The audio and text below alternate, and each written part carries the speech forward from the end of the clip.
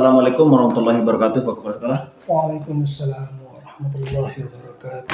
Ya, bagaimana kabarnya, sehat nih Kiki? Alhamdulillah. Ya, luar biasa sekali perkembangan di sekolah kita ini. Mudah-mudahan tetap maju ya, Niki Pak Kepala ya. Amin.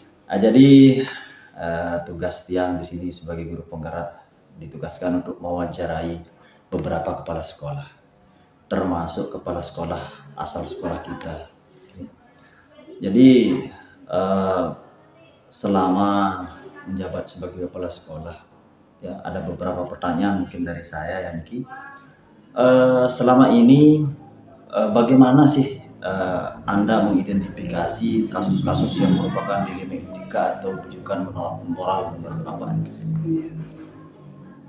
Ini terkait tentang etika ya, etika dan moral. Jadi kalau kita mengacu kepada etika dan moral ini, kita selalu menyandarkannya pertama dengan tata tertib yang ada dulu. Ya. Yang kedua dengan keyakinan kita beragama. Ya. Itu yang paling utama. Ya. Nah, kalau misalnya tentang etika, problem kasus etika yang terjadi di sekolah itu, kita lihat dia dengan tata tertib itu melanggar aturan yang sudah kita buat, nah baru kita identifikasi ya. Kalau terkait dengan moral itu biasanya langsung dengan apa yang memang kita yakini, yaitu agama yang kita anut itu seperti itu. Jadi itu yang kita sandarkan dia, sehingga pada saat kita penyelesaiannya nanti kalau kita mengacu kepada kedua hal tersebut, tata tertib yang kita berlakukan di sekolah dengan apa yang kita yakini dengan agama yang kita peluk itu. Dari sana sebenarnya kita menyandarkannya etika dan moral ini. Ya, berarti seperti itu ya beliau Bapak Linggi mengidentifikasi kasus-kasus dilema etika dan moral dalam mengambil keputusan. Kemudian yang kedua nih Pak Kepala. Jadi selama ini ya bagaimana ya Anda menjalankan pengambilan keputusan di sekolah Anda, terutama untuk kasus-kasus yang di mana nih Pak Kepala kan ada dua kepentingan yang sama-sama benar ya kan, atau sama-sama mengandung nilai kebajikan. Jadi bagaimana Anda menjalankan keputusan ini di antara dua kepentingan yang sama-sama benar dan sama-sama mengandung nilai kebajikan misalnya? Dalam hal ini sebuah kasus ya. Kasus yang sama-sama memiliki alasan pastinya, ya, sama-sama memiliki alasan. Dan kita lihat dari manfaat dari apa yang akan kita putuskan tersebut. Nah, kalau kita merunut dari pertanyaan yang pertama tadi dari etika, ya dengan menyandarkannya kepada tata tertib dan moral tersebut dengan keagamaan yang kita anut itu, kita lihat dulu gitu. Kalau yang diperlakukan itu masih bisa dimaafkan, artinya ya itu kita bisa lakukan adalah perbaikan. Tetapi kalau sudah menyalahi aturan yang mungkin terlalu jauh dari aturan yang ada di sekolah maupun apalagi menyimpang dengan agama yang kita itu mungkin tidak akan ada baiknya kalau kita harus berdamai. Jadi ada saatnya kita berdamai kalau seandainya itu sesuatu yang memang bisa dimaafkan dan bisa diperbaiki untuk akhlak itu atau etika itu. Tapi kalau sesuatu yang sudah terjadi dan memang tidak mungkin bisa diperbaiki begitu ya, keputusan itu kita tidak melihat lagi rasa kasihan atau melihat apa-apa. Kita harus memberikan keputusan yang hak adil seperti itu. Iya, betul sekali. Jadi kita tidak istilahnya berpacu kepada rasa kasihan kalau memang itu aturannya harus tetap mengambil keputusan gitu. Iya, bagus. Kemudian selanjutnya Pak Kepala, tentunya dalam mengambil keputusan Pelinggi pasti memiliki langkah-langkah ya kan atau prosedur. Nah, prosedur seperti apa yang biasa Anda lakukan selama ini dalam mengambil keputusan? Kalau kembali kaitannya keputusan yang kita berikan itu terkait dengan etika dan moral itu. Jadi di sekolah itu ya seorang kepala sekolah dibantu oleh beberapa wakil dan juga dibantu oleh guru yang memang khusus menangani tentang itu, yaitu yang adanya guru BK, ada wali kelas, ada juga kesiswaan yang untuk OSIS itu ya.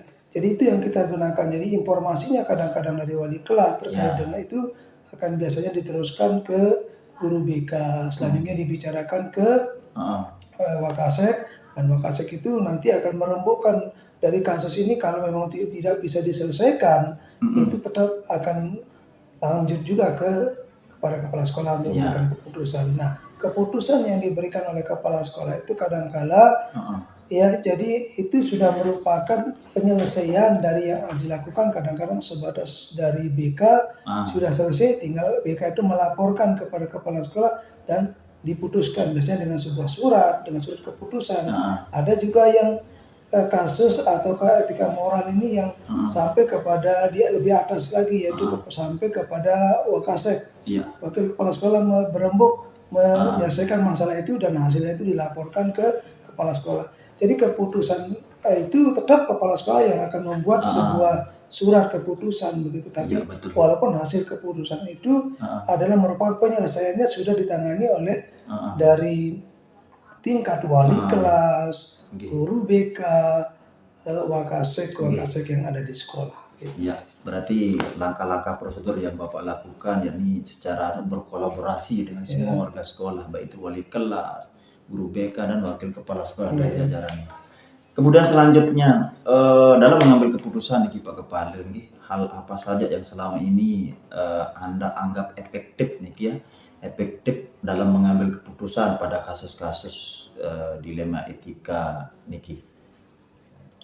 Terkait dengan dilema etika dan moral ini, pada saat kita mengambil keputusan, hal yang paling efektif dilakukan dengan telah mendapatkan informasi dari guru yang bersangkutan atau ke wali kelas, guru BK dan Wakasek itu, ya kita kembali kepada yang tadi itu ya, efektifnya itu bahwa kalau masalah ini ya dianggap tidak akan berlanjut sampai di sana, ya saya rasa kita akan memberikan keputusan dan kita bisa langsung tidak mengeksekusi anak tersebut, misalnya kalau dia terkait dengan etika yang ada di anak. Tapi kalau anak ini misalnya setelah kita berembuk itu dengan aparat yang tadi seperti dari wali kelas, BK dan WKSek itu, ternyata anak ini ternyata di luaran sana itu memang sudah tidak bisa diperbaiki, yaitu ya kita akan ambil dulu, kita kembalikan kepada orang tuanya atau dengan cara berkomunikasi dengan sekolah lain yang mungkin bisa menutup, tidak mengangkat kembali kasus yang ada di anak tersebut. Oh iya, seperti itu ya Pak Kepala ya. Ya, selanjutnya Pak Kepala Niki, hal-hal apa saja yang selama ini merupakan sebuah tantangan nih Pak Kepala? Tentunya kan sering kalau kita mengambil keputusan di berbagai macam pasti ada tantangan. Nah, menurut Pak Kepala apa selama ini tantangan dari kasus-kasus yang sudah Bapak keputuskan itu? Tantangan yang sering terjadi kalau terkait dengan etika dan moral ini biasanya ini keterlibatan orang lain ya. Iya, betul. Ya, keterlibatan orang lain dalam kasus tersebut ya. Ya, kadang-kadang juga termasuk orang tua. Orang tua kadang-kadang tidak menerima sesuatu memang yang kesalahan dari anaknya, justru dia tetap membenarkan gitu. Memang walaupun tujuannya baik, artinya dia ingin menjadikan anak ini menjadi baik. Tujuan kan sekolah pun ingin menjadikan anak ini baik. Hanya saja kadang-kadang dengan teknik atau cara mereka yang membabi buta, dalam artian tidak melihat bahwa apa yang dilakukan oleh anaknya sebagai suatu perbuatan yang melanggar aturan atau moral itu sedianya dikembalikan dulu. Sekarang baru kita rembukkan kepada hal bagaimana sekarang menanganinya untuk memperbaikinya supaya dia jadi baik gitu. Nah, jadi kendalanya itu yang terjadi bahwa kadang-kadang orang tua yang anaknya kebetulan berbuat sesuatu yang melanggar etika atau moral itu mempertahankan tanpa melihat aturan jalur yang sebenarnya dari apa yang dilakukan anaknya. Ya berarti seperti itu tantangan Pak Kepala yang sudah ada tinggi. Nah, kemudian selanjutnya Pak Kepala, dalam menyelesaikan masalah atau mengambil keputusan, misalkan ada masalah yang sederhana atau mungkin masalah yang besar, apakah Anda memiliki sebuah tata cara atau jadwal Pak Kepala ya, jadwal tentu dalam penyelesaian sebuah kasus dilema etika? Maksudnya di sini apakah Anda langsung, kalau masalahnya kecil apakah langsung bisa selesaikan di tempat ya? Kalau misalkan masalah besar punya jadwal atau mungkin prosedur begitu. Jadi langkah atau jadwal seperti apa begitu yang Bapak lakukan?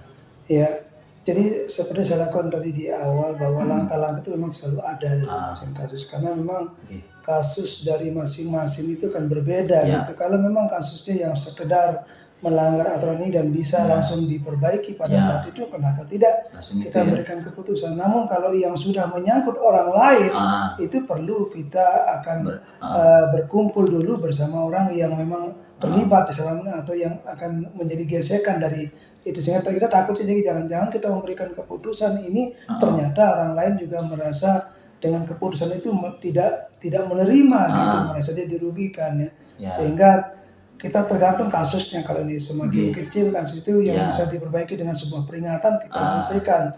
Kalau kasusnya membutuhkan suatu diskusi, kita diskusikan dulu. Dan kalau memang kasusnya itu memang sudah terlalu besar dan tidak bisa dilakukan dengan nasihat maupun sebuah sanksi yang sifatnya sementara, ya permanen juga kita lakukan. Artinya kita akan kembalikan kepada memang ya siapa yang harusnya mengurus masalah itu, kasus tersebut. Berarti kesimpulannya kalau masalah yang kecil atau sederhana bisa diselesaikan langsung secara peringatan gitu kan. Tapi kalau kasus yang besar mungkin perlu dimusyawarahkan begitu prosedurnya Pak Kepala ya. Betul. Selanjutnya Pak Kepala Niki, di antara selama Bapak mengambil keputusan Niki kan, entah itu ada dilema etika, kemudian rujukan moral, kemudian masalah keputusan yang lain.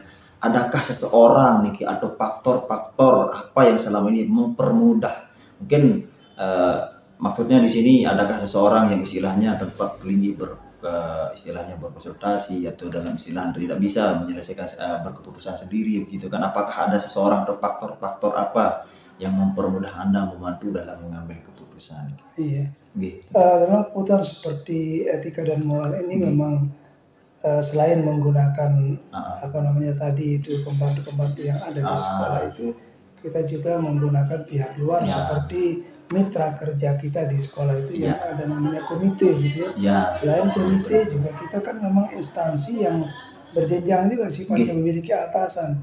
Mungkin itu kita bisa lakukan berkonsultasi dengan instansi atasan kita, baik itu di pengawas, KJD maupun di dinas Dikbud sendiri gitu.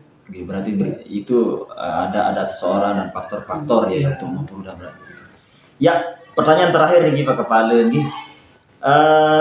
Dari semua yang telah Bapak sampaikan tadi terkait mengambil keputusan, meskipun itu dilema etika dan moral, pembelajaran apa yang Anda dapat, atau Anda petik dari pengalaman Anda dalam mengambil keputusan selama ini, pengalaman yang bisa dipetik?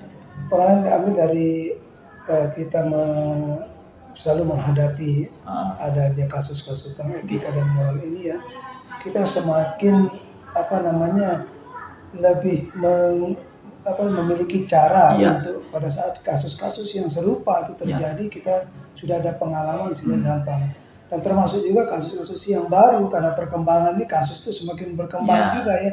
Jadi dari dasar sana kita mengambil sebuah tolak ukur. Nah ini cara apa yang perlu kita kembangkan untuk menyelesaikan masalah itu. Dengan cara maupun orang yang kita perlu libatkan, ataukah juga termasuk teknik yang akan kita tempuh untuk bisa menyelesaikan masalah itu. Jadi berarti seperti itu ya pelajaran yang dapat dipetik dari pengalaman Bapak selama mengambil keputusan ini. Jadi itu saja yang bisa saya wawancarai Pak Kepala Sekolah. Luar biasa sekali jalannya kita di sini, wawancara kita. Mohon maaf atas waktu anunya nih. Terima kasih banyak atas waktunya. Sekian dan terima kasih. Wassalamualaikum warahmatullahi wabarakatuh. Waalaikumsalam.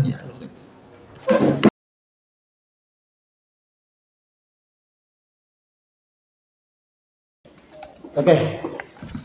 Assalamualaikum warahmatullahi wabarakatuh Pak Kepala. Assalamualaikum warahmatullahi wabarakatuh. Bagaimana kabar, sehat? Alhamdulillah sehat.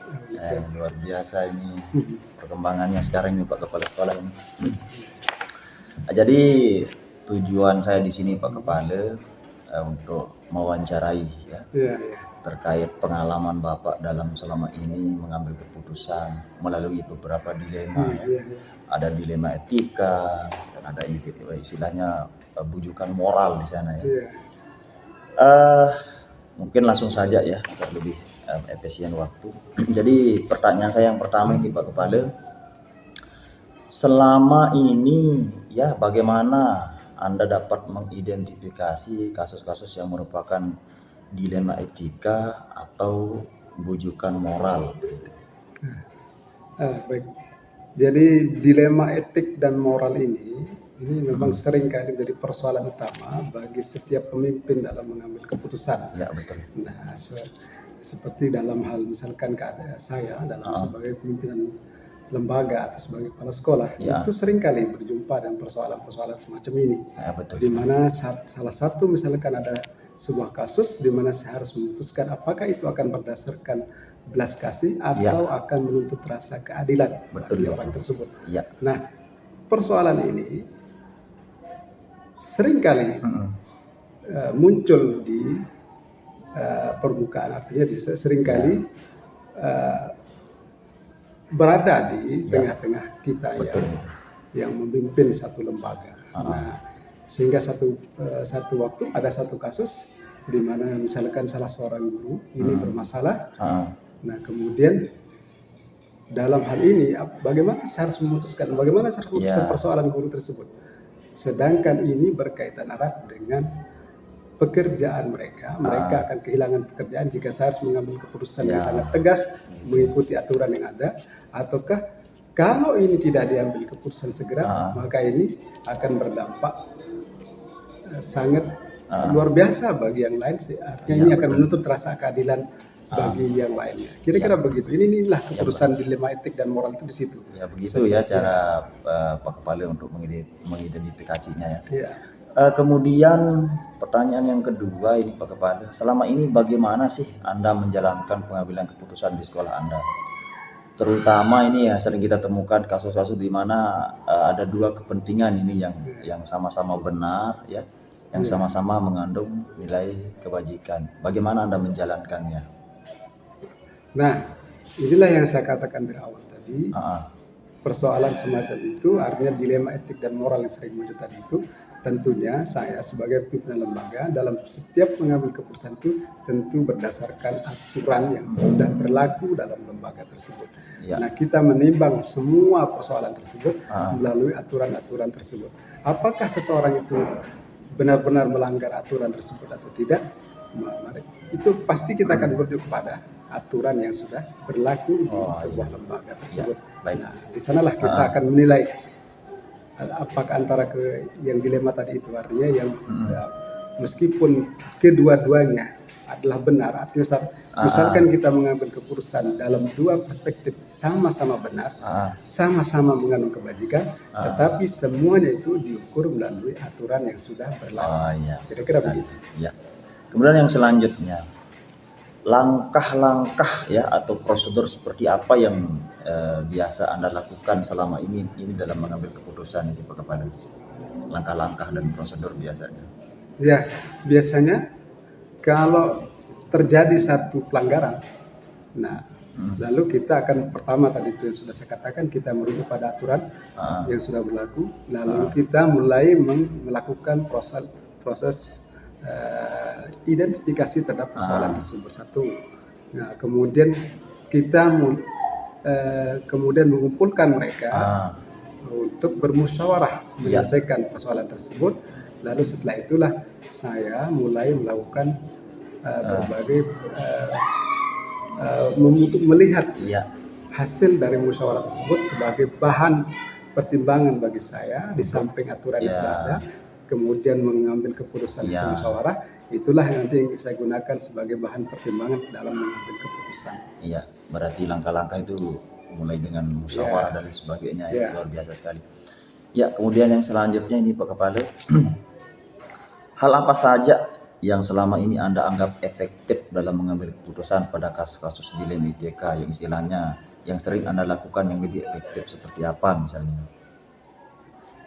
Kalau yang sepanjang dari pengalaman kami di lembaga ini, yang bagi kami itu adalah tentu langkah yang paling efektif itu bagi kami adalah musyawarah dan mufakat untuk kolaborasi, mengumpulkan mereka, kemudian cepat mengambil keputusan dalam hal artinya mohon maaf sebelumnya saya tidak begitu mengerti tentang masalah efektivitas ini ya, tapi yang jelas bagi kami yang paling efektif itu adalah kami biasanya begitu ada masalah kami segera mengumpulkan semua dewan guru untuk mulai bermusyawarah menyelesaikan persoalan tersebut sehingga semuanya bisa mengetahui persoalannya apa, dan inilah yang paling efektif bagi saya, tidak menunggu persoalan itu membias artinya berlarut-larut artinya menjadi bahan obrolan dari satu pihak ke pihak yang lain.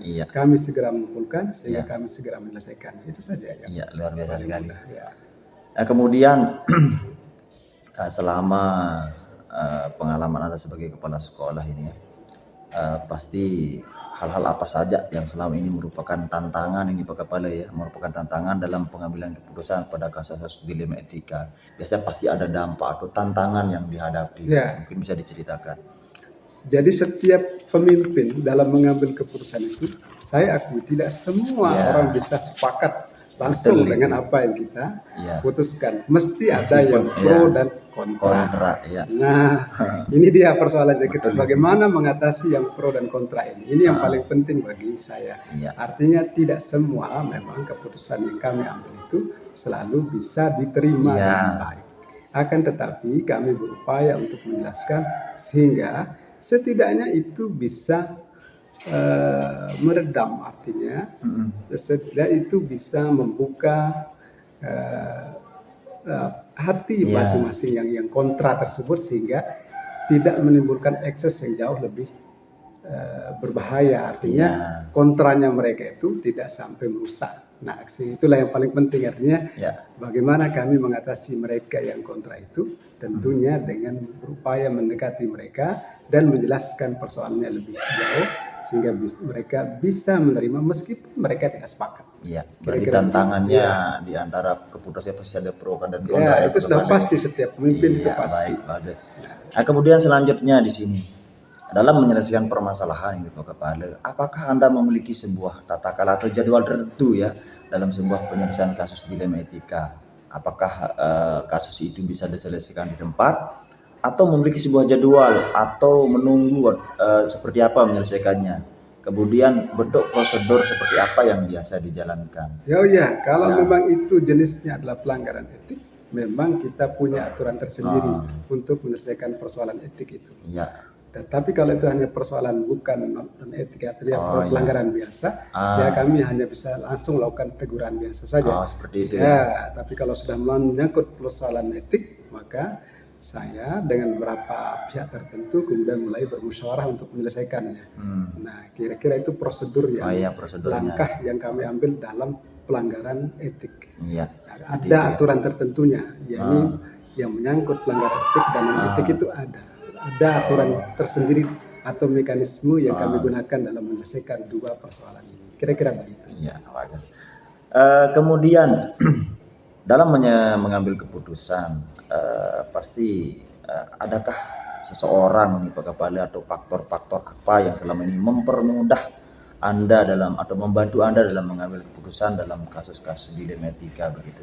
Apakah ada orang atau mungkin faktor-faktor apa yang mempermudah Anda di sana dalam mengambil keputusan? Tentunya kami dalam melihat beberapa persoalan secara kelembagaan itu, kami tidak serta-merta mengambil keputusan hanya dengan mendengarkan satu pihak. Tetapi tentu ada pihak-pihak lainnya juga yang perlu kami dengarkan.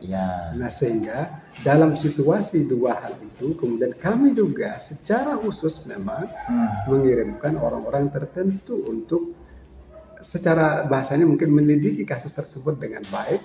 Nah, orang-orang inilah yang kemudian kami percayakan sepenuhnya bisa melihat, mengidentifikasi persoalan di kelembagaan itu dengan baik.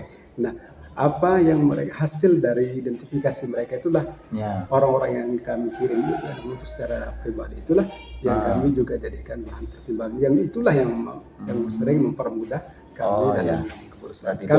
Kami punya memang orang tertentu yang memang kalau ada persoalan itu secara khusus kami turunkan, kami libatkan untuk mengidentifikasi atau menyelidiki persoalan tersebut. bagaimana kemudian langkah-langkah berikutnya. Nah, artinya dalam persoalan ini bagaimana persoalan itu bisa dipermudah, tentunya dengan menurunkan atau membuat tim khusus dalam menangani setiap persoalan yang ada. Kira-kira begitu. Ya, kemudian pertanyaan terakhir ini Pak Kepala. Dari semua yang sudah Anda paparkan, pengalaman Anda dalam mengambil keputusan, di antara dilema etika, rujukan moral, ada kepentingan ini dan lain sebagainya. Pembelajaran apa ini yang dapat Anda petik dari pengalaman Anda ini selama mengambil keputusan di dilema etika dan rujukan moral? Ya, bagi saya selaku pimpinan atau kepala sekolah itu, pelajaran yang paling penting adalah bagaimana seorang pimpinan itu dapat mengambil sikap yang tegas untuk menyelesaikan persoalan yang ada tanpa mempertimbangkan perasaan, tidak jadi mengedepankan logika dibandingkan dengan perasaan. Saya kira itu yang lebih utama bagi saya adalah ketegasan dalam mengambil keputusan berdasarkan aturan yang sudah berlaku dan juga ketegasan dalam mengambil keputusan tanpa melibatkan perasaan yang sangat dominan. Kira-kira begitu. Jadi seperti itu pelajaran yang dapat dipetik ya. Luar biasa sekali ini pengalaman dari Bapak Kepala Sekolah ini. Ya mungkin itu saja yang diskusi kita atau wawancara kita pada hari ini Pak Kepala ya. Luar biasa sekali, banyak yang saya dapat dari pelunggung Niki ya. Baik, terima kasih Pak Kepala Sekolah atas waktunya ya. Terima kasih. Wassalamualaikum warahmatullahi wabarakatuh. Waalaikumsalam. Sukses.